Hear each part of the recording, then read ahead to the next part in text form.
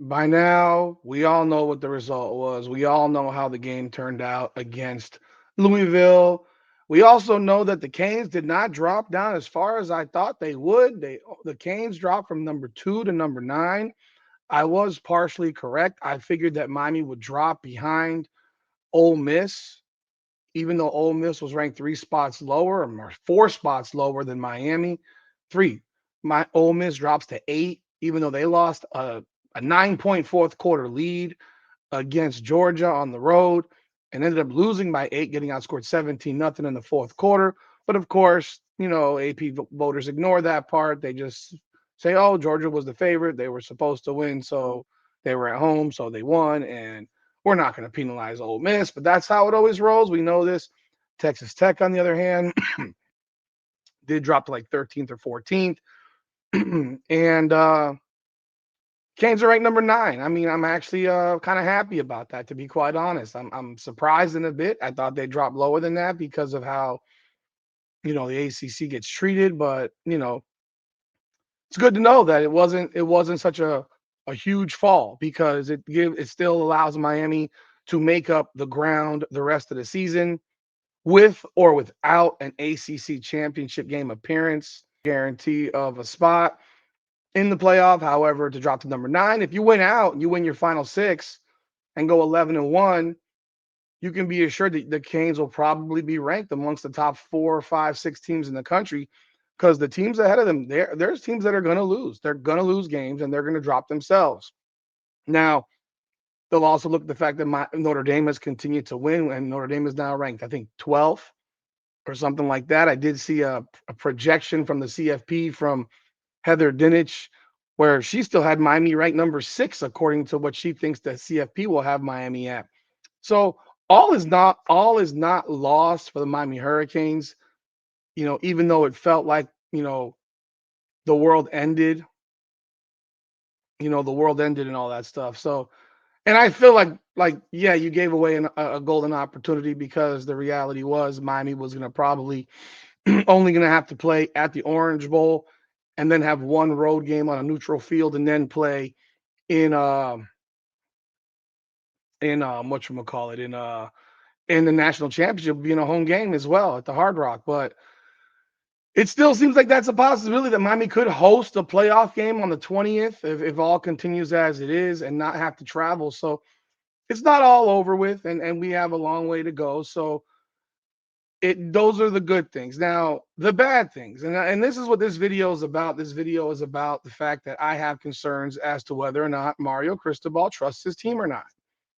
I have concerns about that. There are comments that have been made that he made in the post game press conference that lead me to believe that he just doesn't trust his team, and he doesn't trust his team based on comments, and he doesn't trust his team based on action, and that's a deep concern to me because you have a talented team here. No matter what happened against Louisville, Miami's a very talented team.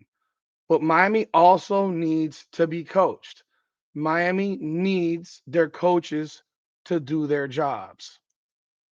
So, what that entails is that you have to have your team prepared. That means you have to be ready for what you haven't seen on film. You have to put your team in the best position to win. And what I have found, and this goes back to the Florida State game as well, is that his methodical approach and his conservative nature tells me that he doesn't trust his team to handle its business. And some people may completely disagree with that assessment, but I've watched it now for the entirety of the season. I saw it somewhat versus Notre Dame. We saw a period of time in that game where they kind of took their foot off the gas offensively, and it changed the dynamic and the course of that game. It was 21, what is it, 21-7 or whatever the score was at one point, or 20-7, whatever it was. And they were in control of the game. And all of a sudden you got Notre Dame tying the football game up. And that's a problem. And it leads me to believe that there are issues that exist that, maybe we don't all know about. But specific to Florida State, that was a game that you put your foot on someone's throat and end this game. Instead, he goes away from what had been working the entirety of the game. And I don't know if this is him. I don't know if this is Shannon Dawson calling the plays, or this is Shannon Dawson calling the plays based on what Mario Cristobal wants to do. And that is the issue that exists. Mario Cristobal has a philosophy, and his philosophy is his philosophy. And an offensive coordinator's job is to run an offense based on the philosophy of the head coach. Typically, that's what happens. It's typically not a hands off. You handle it and you do whatever it is that you want to do. It's you do it within my game plan. And what we're seeing is a team that doesn't play with any tempo, a team that is slow to the ball, a team that when it has the lead will sit on the lead and not try to blow the game away as it can. And that also carried over into this game in large part because they trailed. And even in trailing, their game plan didn't change. Their play calling hasn't changed. Their preparation doesn't seem to have changed or lack thereof. But before we continue, welcome back everyone to another edition of Hurricanes Unfiltered, powered by Come On Now, the podcast. If you haven't done so yet, hit the like button and subscribe to the channel, ring the bell, leave a comment. Appreciate y'all's support of the channel. Hurricanes Unfiltered Live is tonight at 9 p.m. Definitely be there. We'll hope to see you there. We'll be on for probably an hour and a half. But again, looking back at this, these are the comments that he made in the post-game press conference. And these are what also beyond the evidence. Look at the end of the first half. He goes into the half with 3 timeouts, won't call a timeout, doesn't force a punt. His team could have the ball with 40 or 50 seconds left. Nah, he doesn't want the ball. He wants to sit on it. And that to me is a lack of trust. That's a lack of trust. Balls don't go over the middle of the field. They don't run crosses over the middle of the field. They only run most plays to the sidelines. They don't run off tackle. They don't run sweeps, end arounds. And when they do, they work, but they don't run them most of the time. And most of this stuff is 3 yards in a cloud of dust. And if people are going to jam the box, guess what? You need to adjust. You need to adjust. Do you trust your team enough to adjust? Beyond that, if you look at the fact that in the fourth quarter, with 4 minutes to go, you got the ball with 4 minutes to go. It doesn't take 4 minutes to drive 85 yards. It doesn't. It doesn't take 4 minutes to drive 85 yards. Either you do it or you don't, but I don't want to see an offense where I'm handing the ball off or running a swing pass every flipping play. I get it. Carson Beck threw some picks. Do you trust your quarterback? You should. Because until this past game, he's been really, really good. He's been really good. And I don't even blame, and I'm different. I don't blame most of those picks on him. The second one, probably the worst one. The first one I thought was a good throw. It probably hung up too much, but that was a fabulous play by the DB who cut across the entire field. And I thought there was PI on the play. The third one, left guard got blown right by, unblocked. He got crushed. It was throw or sack. And if you get sacked, guess what? You're still punting. And then the fourth one, I think it was pretty evident that Elijah Lofton ran the wrong route. You can look at the route, and that's not a pass route that he ran. I don't know what the hell he ran. And Carson Beck called it out, and he did it nicely. And of course, there are people that criticize Beck for you don't let that out. Why not? Why should I own the pick myself when I know what happened? A leader puts it all out there. He owned a lot of his shit. But why should he own something that had nothing that really wasn't on him? I watched the play. That was also an exceptional play by the defensive back or player for Louisville. It was an exceptional play. Fingertip at the tip of the ball. It's a great play. But if Lofton runs the right route, it's a catch. It's a catch. But again, you wasted so much time on that drive. Nothing down the middle of the field. Nothing. Nothing. Everything was so vanilla. And when you run vanilla and bland, that is a sign of not trusting your freaking team. So let's play this press conference for you, and we'll talk about this thing because this is craziness to me. Why it's just nuts.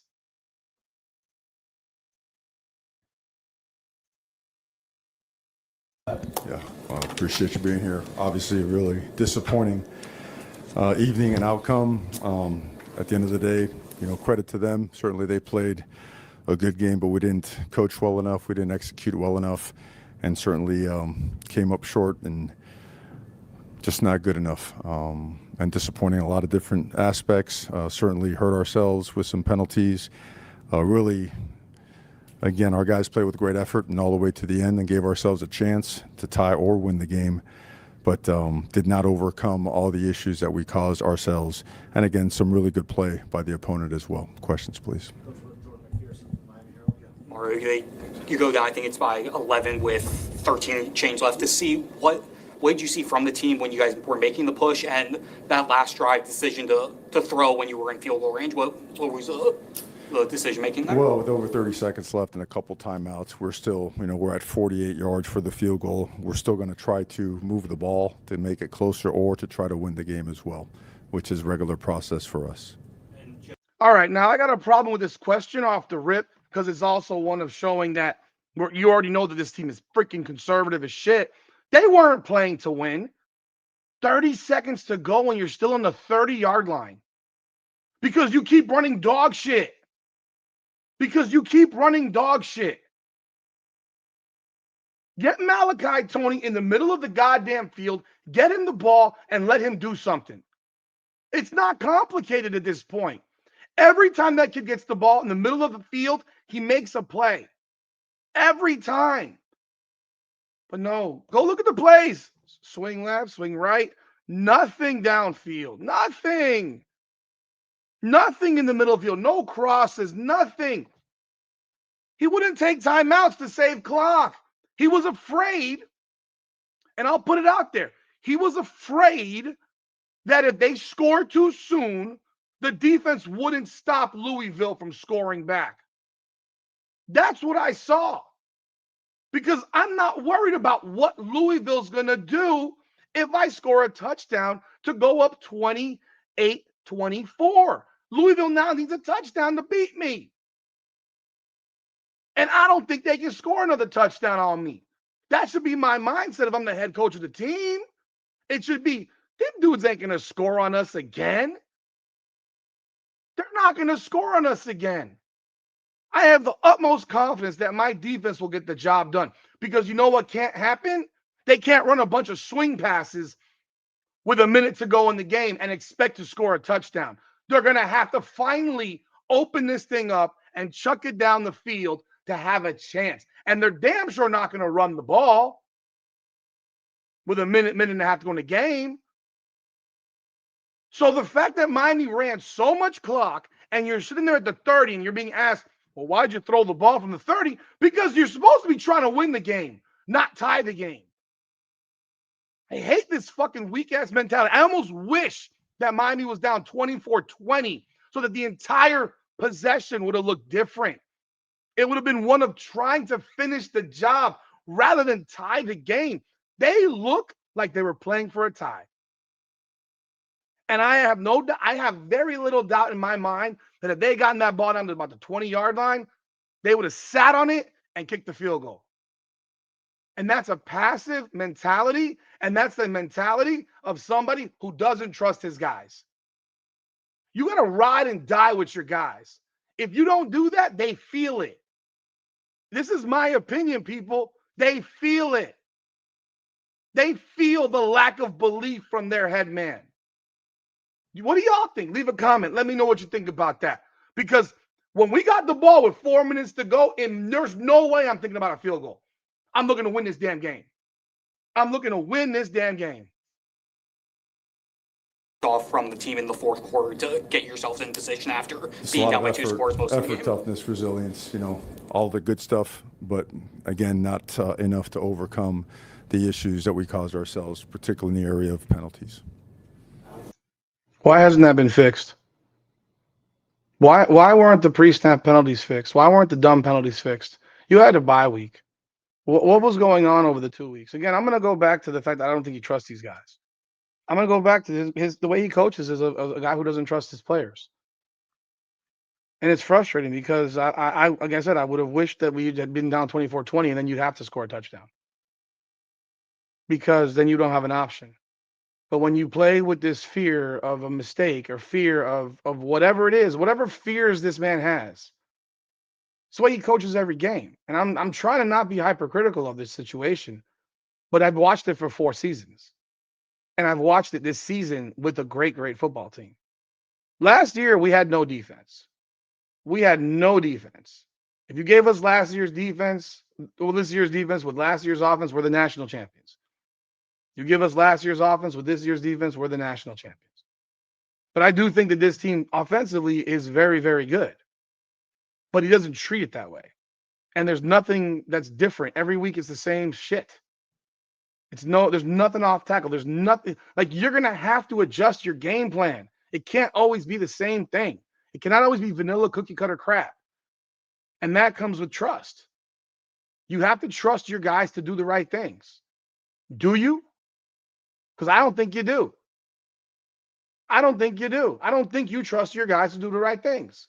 And that's everybody. You don't have guards and tackles pulling. It's the same bland garbage.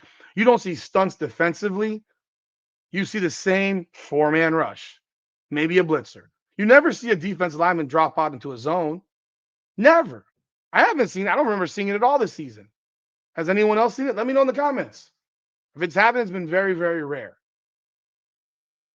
But like you don't trust your DBs to press up and play 3-4 yards off the ball and jam the receivers. They're running swing passes. They're running crossing routes. Why are you pushing your DB so far off the ball? Why is the defense playing so far off the ball? All right, obviously Carson had a really tough game tonight. Was it something that maybe he was off on, or was it something Louisville was doing that was making things tricky for him? I think one shot, the deep one, was a really good play by the field safety. Came on over the shot to Malachi. I think at the end there, we're trying to make a play, and I think we didn't execute it. I don't put that all on him. We're trying to get the ball out to the flat quick, and that thing turned into another route, which is not supposed to be that way, and ended up being, the final play of the game. So. That at least there he recognized the fact that what Carson Beck was true, that Elijah Lofton ran the wrong route. Now, there's a problem at tight end. It exists. It's becoming glaring. There's no outlet at tight end. The tight end play is bad. I'm not sugarcoating it. We don't have a tight end. We do not have a tight end. If we have a linebacker that's not playing, we might want to consider moving a linebacker to play tight end. Or a full, or get a fullback. I don't know what, but right now the tight end play is horrible. You got one that doesn't catch very well and one that doesn't block at all. And clearly the one that doesn't block at all doesn't even run the right routes. And it's obvious and it's in your face. That wasn't Carson Beck, and people are shitting on Carson Beck for that play. It's a timing hot read. If you run the wrong route, it won't turn out well. You're hoping that the worst thing that happens is an incomplete pass. In this situation, unfortunately, the Louisville player made a great play. What was it about the simulated pressure looks that Louisville threw at you? It looked like that's how they got the interception at the end, and they kind of held down your screen game with a couple of them. That's something common that they do, something we've prepared for. They go 7 up, and they'll either drop into 2, 3, some type of cloud, man coverage. They'll stay in it. They'll bring 4, they'll bring 5, they'll bring 6, or they'll drop 8. We felt we had a safe throw on that, and we just didn't execute. You guys didn't have a ton of success running the ball tonight, and obviously Malachi had a wonderful game, but you haven't really identified a number 3 receiver that's been consistent. Is there a concern about just having enough playmakers in a game like this to be able to, especially when you need to come back from down early? Well, I think first off, we did not run the ball well. We didn't. Certainly, we need to do a better job at the line of scrimmage and get downhill, give our guys a chance to make plays and move the sticks. We also got ourselves off schedule several times in terms of pre-snap penalties in the middle of a drive penalty, and it changes your play calls. So all in all, just flat out not good enough, particularly, we got to score more points, move the ball better. I'm not going to question the JoJo Trader deal at this point because I'm going to trust that they've watched this guy play or watched him practice and see what's going on. I don't know. I don't know that he can be worse than what we've got going on right now as a 3. Just because maybe he plays slot. Maybe I don't know why he can't play on the outside. The situation where he can't play on the outside is wild to me. Or I mean, if he's the slot and Tony's got the slot job, like let him play on the outside. This is college football, bro. This is not the NFL. Let him play on the outside. But again, I'm not going to really question that all too much. But the running game, yeah, I am going to question it. Again, you don't run off tackle, you don't run sweeps, you don't run toss, you don't run pitches. You run nothing other than right up the damn middle every freaking time in the A gap. Every run is an A gap run. When do they do anything besides the A gap? They don't. How you run the ball better if you're never going to try anything else but what you do? It ain't working. Fix it. Penalties. Fix it. Coach, defensively, especially early on, they seem to be having a tough time with what Louisville is throwing at them. Just how do they recover, and what did you see from that side of the ball tonight? Well, they really come out with an opening script plus that's really difficult to defend, and they got on us 14 points in a hurry. Thought we had a good call on the fake field goal where we should trigger and make that play, but we didn't. How did you have a good call on the fake field goal? You had one guy out there. There was nobody else out there. It was 2-on-1. It was 2-on-1, and he took the guy on the outside. I don't know what call you had. You should have been in your regular base defense. If you're in your base defense, they can't do that. If you're in your base defense, that play can't be run. I don't know why you're not in your base defense. What are you trying to block a 22-yard field goal on the first possession of the game? You're not gonna. You're not gonna. And again, we got to coach it better so we could execute it better. There's no one could take point blame at anybody on that. After those 14 points, I thought we settled down really good, got our cleats in the ground, started playing good defense. And they're a really good offense and a really good play caller. But certainly we got to be able to move the sticks and put points on the board to help the defense as well. And at the end of the evening, I think we only had 59 plays. A lot of that is due to not sustaining drives. That's not a good play count for our offense. Sticking with the defensive side of things, just how much were they able to, neutralize your pass rush with those quick routes, the short ones over the middle that they scored on a couple times? Just how much did they neutralize your pass rush? Ball's out quick, some chips both by the back and by the tight end. Good game plan. You got to be able to mix it up. Got to bring pressure. Got to cover. Got to play tight coverage. Got to give some room as well, and then got to play the run. We've got a really good running back and whatnot. So it's certainly when you play against a play caller like that, you got to do your best to keep them off balance without hurting yourself. I think for the most part, we did a lot of good things, but they got us on a couple as well. A couple more. We'll go back to Jordan. We'll go back to David after. Coach, what's going to be the message to the team after this, especially after, we've seen this team with the veterans, how they've been able to handle their business. Just as you go through your first loss, what's going to be the message? The message is being very real and honest, man. That ain't good enough. That's a really poor job of just overall execution and discipline. And when I say that, it means all of us, like everybody in the organization, every coach, every player. We take it, we win together, you lose together. It's when we say execution, that falls on the coach, falls on the player, falls on myself, falls on everybody. And after having some really good performances and working really, really hard in practice, that's really disappointing. And we're all disappointed. We're all pissed. We're all upset. And, sitting around and being pissed is not going to do anything about it. And just because you're upset about a performance, you better go out and do something about it. And that's got to be the complete commitment of everybody. There's no BSing. There's no excuse making. There's no time to sit around and do anything but go back to work and go get better. That's what it takes. That's what real men do. And that's what we have to do. And that's what we're going to do. So. Mario, you've obviously seen Carson deal with a lot in just his time here. How do you think he'll respond from a game? I think he'll respond well. It's the only way to go. He knows no other way. There is no other choice. That's when you play really good teams and you're playing conference football, the margins are really small. One possession games reign supreme at this time of year. And if you give away plays, it's going to get you. And you know what? Tonight it got us. So lesson has to be learned, and we have to go do something about it. Talking about it ain't going to do anything. Thank you.